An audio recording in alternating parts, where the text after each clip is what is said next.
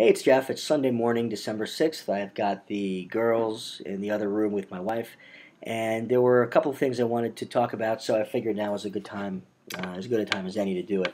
And specifically, I wanted to start off by talking about the PC industry and where it's going. I've seen a lot of people make predictions that the PC industry is going to change dramatically and that 10 years from now, it's going to be a totally different equation between who makes computers and what the operating systems are, and et cetera, et cetera. I couldn't disagree more. And the reason is because I don't think it's going to take 10 years. I think it's going to take 1 year, maybe 2 years, before we realize we've already undergone a massive transformation. And what that massive transformation is going to be a transformation away from what we currently consider it to be PCs, which are computers sold by companies like Dell and HP, and which run the Windows operating system, away from those to mostly Apple devices, iPhones, iPads, and Macs. And I think this is going to happen a lot more quickly than most people think because, on the one hand, I think it's already happening. If you look at the computers and devices that are purchased by individuals who are going out and making their own purchasing decisions as opposed to purchasing departments and companies, we see dramatic uptake of the newer devices coming from Apple. And the bottom line is these devices are better suited for what people are using their computers for right now. An iPad, for someone who's never been comfortable using a computer, is a wonderful device for someone to use email and the web on, and then branch out into other things like reading, watching TV and movies. Is it perfect? Absolutely not. Is it horribly, deeply flawed the way some people have said? I don't believe that's the case either. I think it's really a revolutionary take on what it means to provide interactive digital experiences to people. I believe it's a quantum leap ahead of where the PC industry is, and I think that that's going to be what's holding the torch to lead us through this new transition phase.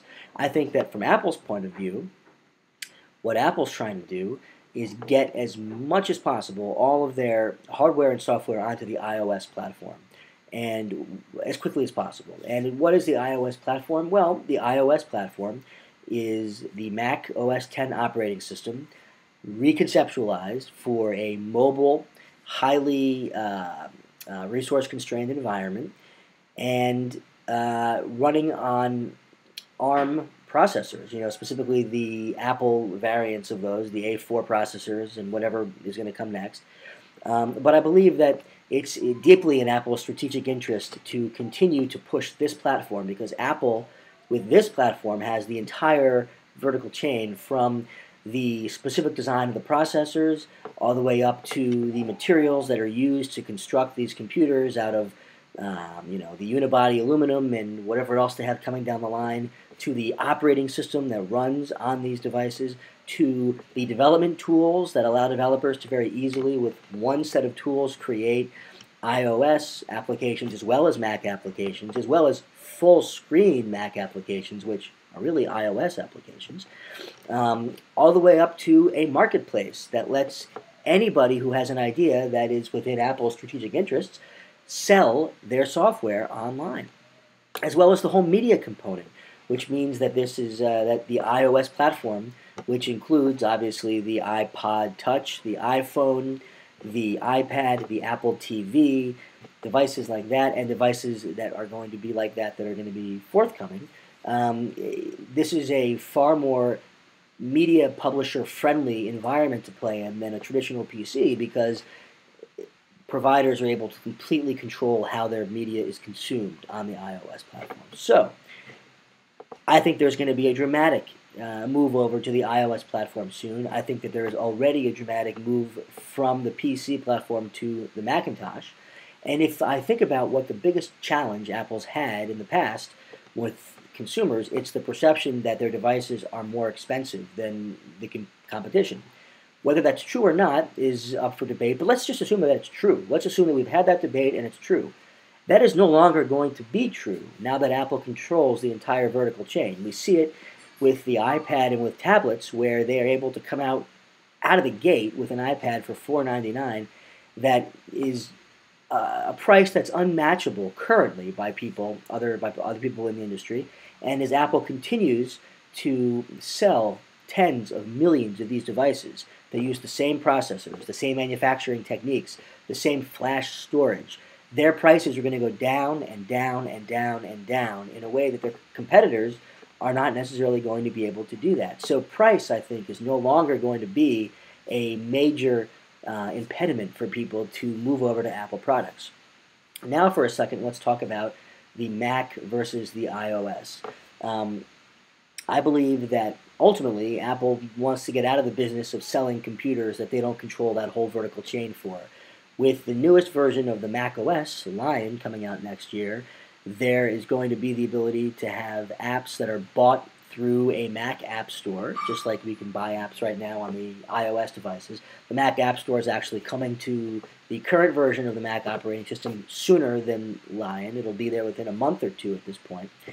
And I think that this is really Apple's way of saying we are adopting a more controlled, streamlined approach to software, and we've now extended it down to the Mac. And I can imagine that it's not going to be too long, maybe a generation or two of devices, and when I say generation, I'm talking about a year, where all of a sudden the ability to use the Mac in any other way besides using it through the Mac App Store like an iOS device, that's going to be viewed as a compatibility layer, just like the classic Mac operating system was originally, just like the Rosetta layer was when Apple made the transition from PowerPC to Intel. I think the ability to touch Mac OS X, the operating system, to get to the terminal, to install software outside of the Mac App Store, all of that is going to be, actually I believe it already is, viewed as legacy, with the future being the iOS platform.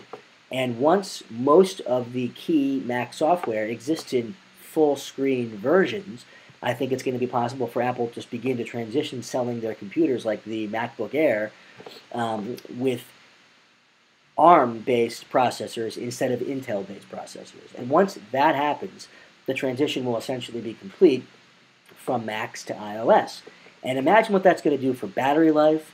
Imagine what that's going to do for efficiency and all other factors when we have the same basic computers we have right now, but running an operating system and a CPU that's far more mobile-friendly.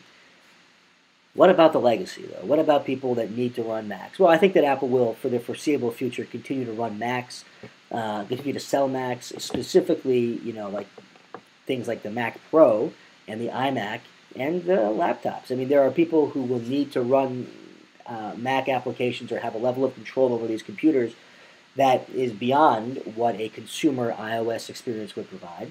So I think that there will be traditional Intel-based Macs that are sold, but I also think that there are other ways to provide that functionality to people. For example, remotely.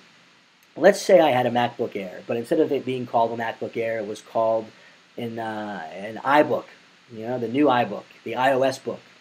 And, it had a keyboard, it was folded up, it had a touch screen on it, so it could be used basically like an iOS device with an attached keyboard. Maybe there's a design that lets you take the screen and lift it off so that it separates itself from the keyboard. Who knows, but it's going to be something like that. It'll run all of the iOS applications that the iPad runs. It'll run the iPhone applications. It'll run the full screen Mac apps. And I believe for people that need a full Mac experience, what about a single app on this device that would take them into a full screen mode that is running their own full version of Mac OS X on an Apple server somewhere? Call it Mobile Mac. What's the need to have all of that processing done locally on the computer when that entire Mac experience and all the compatibility issues and management issues that a traditional PC, and I'm considering the Mac to be a traditional PC, what's the purpose of having that all be on your computer when it could be in the cloud? The biggest drawback to this, obviously, is speed, but I believe at this point, particularly at the point that I'm envisioning, which is a year or two in the future, that's going to be much less of an issue. So I would say probably for 75% of the situations where someone would need a real Mac, being able to connect from an iOS device to a real Mac that's running somewhere, and then use a keyboard, use a mouse, install software, do whatever you want to do on that Mac, but have your local computer just be a window into that Mac. I think that's where it's ultimately going, because that will allow Apple to only focus on one set of hardware that they sell and to provide the benefits of their operating system, the Mac, through some other way. Now, how do you handle peripherals and devices like USB and all that stuff? That's going to be done by the iOS. And if that is necessary for people to be able to plug these devices into the Mac, then they'll have a pass-through somehow. So, not a big deal. Anyway, I hear babies crying. It's time for me to go, but I wanted to at least give you my take on it, which is that within 2 years, the entire PC industry as we know it will essentially be dead. I believe that most of Apple's products will be based on the ARM processor and the iOS, and that I think there's a good chance that for compatibility reasons, the Classic or the Rosetta for Mac OS X will be a server-based remote mobile Mac session that is accessible from iOS. Thanks for listening.